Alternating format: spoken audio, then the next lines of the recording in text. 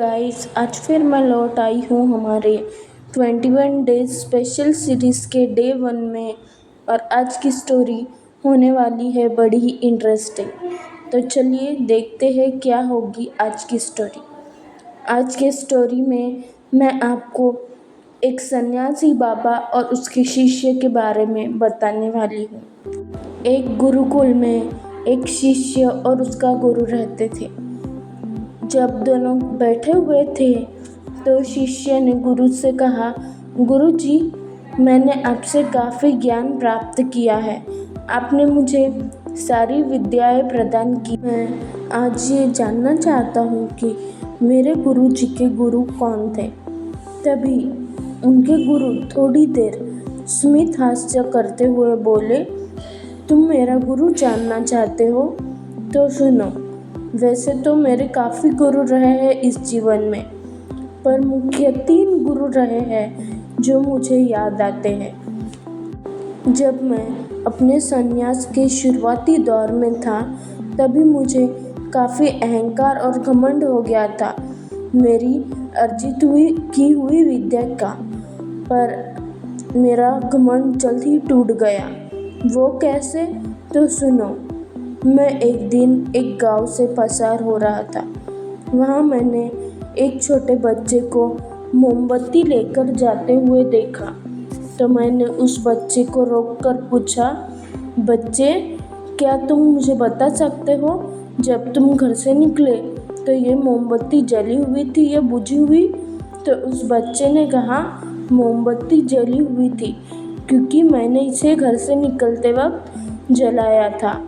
तो गुरुजी ने उसे सामने से एक और प्रश्न करते हुए कहा कि अगर मोमबत्ती जली हुई थी तो मोमबत्ती में अग्नि आई कहाँ से? तभी बालक ने फूंक मार मोमबत्ती को बुझा दिया और गुरुजी को सामने से एक प्रश्न किया, अभी यह मोमबत्ती बुझी हुई है तो आप मुझे बताइए कि अब यह बुझी हुई मोमबत्ती से अग्नि आखिर कहाँ गई?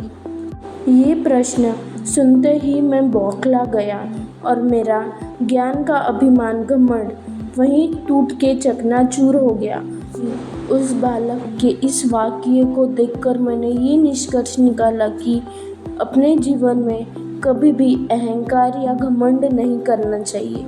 किस पल आपका घमंड कौन चकनाचूर कर दे ये हम बता नहीं सकते, इसीलिए किसी को भी छोटा ना समझे। अब सुनो मेरे दूसरे गुरु के बारे में। जब मैं उस गांव से थोड़ा आगे बढ़ा तो मैंने एक कुत्ते को देखा पानी पीते हुए।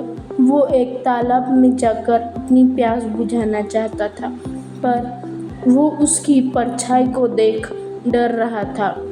पानी के नज़दीक जाने से जो कुत्ते का प्रतिबिंब बन रहा था वह प्रतिबिंब से डर रहा था, क्योंकि उसे लग रहा था कि वहाँ कोई और कुत्ता है जो उसे पानी पीने नहीं देगा और जैसे ही ये पानी पीने जाएगा तो वो उस पर हमला कर देगा।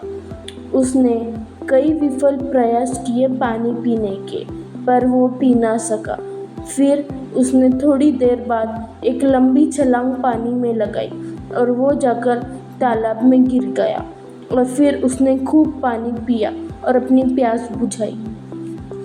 उसे देखकर मुझे यह सीख मिली कि हमारे जीवन में कई बार ऐसी बहुत सी परिस्थितियाँ आती हैं जब हम डर जाते हैं, सहम जाते हैं, पर अगर हम उस डर का सामना नहीं करेंगे तो हम हमारे जीवन में कभी जीत हासिल नहीं कर सकेंगे। मेरा तीसरा और आखिरी गुरु सुनो।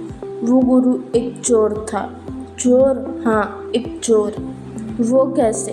तो गुरुजी ने बोला, जब मैं आगे आगे बढ़ते जा रहा था तो मुझे चलते चलते भूख प्यास लग गई और काफ़ी रात भी हो गई थी। मैं चलते चलते सोच रहा था कि कहीं कोई मंदिर या धर्मशाला मिले तो वहाँ रुककर थोड़ी देर आराम कर लूँ, पर रात काफ़ी हो चुकी थी, सभी कुछ बंद हो चुका था, इसलिए मुझे कुछ भी नहीं मिला। तभी आगे जाकर मैंने एक आदमी को देखा और उस आदमी से पूछा, भाई यहाँ कुछ रहने को मिलेगा? तो वो आदमी बोला, अभी इतनी रात को आप कहाँ जाएंगे? आप एक काम कीजिए, आप मेरे घर चलिए। पर उस आदमी ने कहा कि मैं एक चोर हूँ, क्या आपको एक चोर के घर आना मंजूर होगा? तो मैंने थोड़ी देर सोचा, इतनी रात को आखिर में कहाँ जाऊँगा, और मैंने उस चोर के घर जाना स्वीकार कर लिया। जब हम उस चोर के घर पहुँचे और थोड़ी देर बैठे तो वार्तालाप करते हुए मैंने उस चोर से पूछा, भाई तुम इतने हट्टे कट्टे नौजवान हो, तो आखिर तुम चोरी क्यों करते हो? तुम ये चोरी छोड़ दो। तो वह चोर बोला, ये चोरी का काम हमारा पेशेवर काम है। मेरे दादा परदादा भी चोरी ही किया करते थे और अब मैं भी चोरी ही कर रहा हूँ। उस रात मैं उस चोर के घर पे रुका तो अचानक से मौसम बहुत ज़्यादा ख़राब हो गया। तो उस रात मैं उस चोर के घर रुक गया।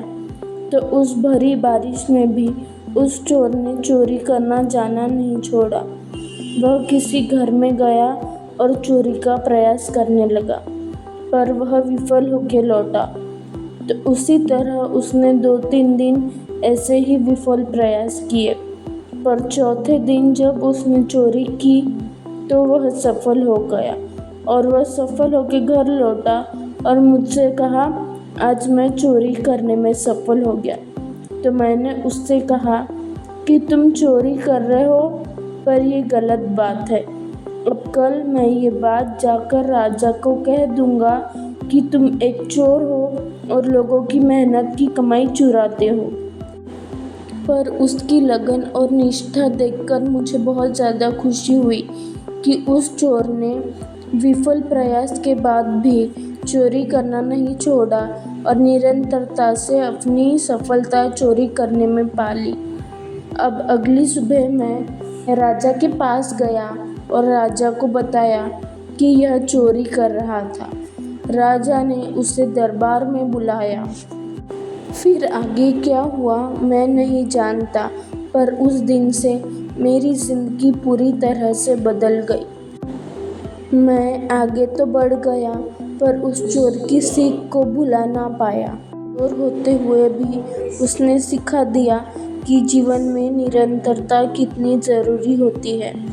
तो ये थे मेरे 3 गुरु जिससे मैंने सीख ली है, और मैं आशा करता हूँ कि ये वाक़या सुनने के बाद तुम भी इससे सीख लोगे। तो मित्रों, ये थी आज की कहानी। आशा करती हूँ आपको ये पसंद आई, और ये कहानी से हम ये निष्कर्ष पर निकलते हैं कि एक बार फिर यही कहना चाहूँगी कि ज़िंदगी सबसे बड़ी गुरु है। लाइफ से बड़ी कोई टीचर आपको हर दिन कुछ ना कुछ नया देती ही रहती है। अगर आप लाइफ से अपने लेसन सीखते रहेंगे और लाइफ में आगे बढ़ते रहेंगे तो बुलंदियों को छूने से आपको कोई भी नहीं रोक पाएगा। इसीलिए आगे बढ़ते रहिए, और अगर विफल हुए तो कोई बात नहीं, अपनी हार से सीख लेंगे। गिरेंगे तभी तो उठकर चलना सीखेंगे ना। ज़िंदगी का अधिकतर समय खुद के साथ बिताओ ताकि अपने आप को जान सको, अपनी खामियों को, अपनी कमज़ोरियों को, अपनी ताकत को पहचान सको। खुद को पहचानना, अपनी ताकत जानना, इससे बड़ा काम और इससे बड़ी सफलता हमारे लिए और कुछ भी नहीं। हम अपने लगन के दम पर बहुत कुछ पा सकते हैं अगर हम चाहें। तो यहीं पर एंड करते हैं आज का ये सेशन। तब तक के लिए बाय, टेक केयर, जय श्री कृष्ण, राधे राधे।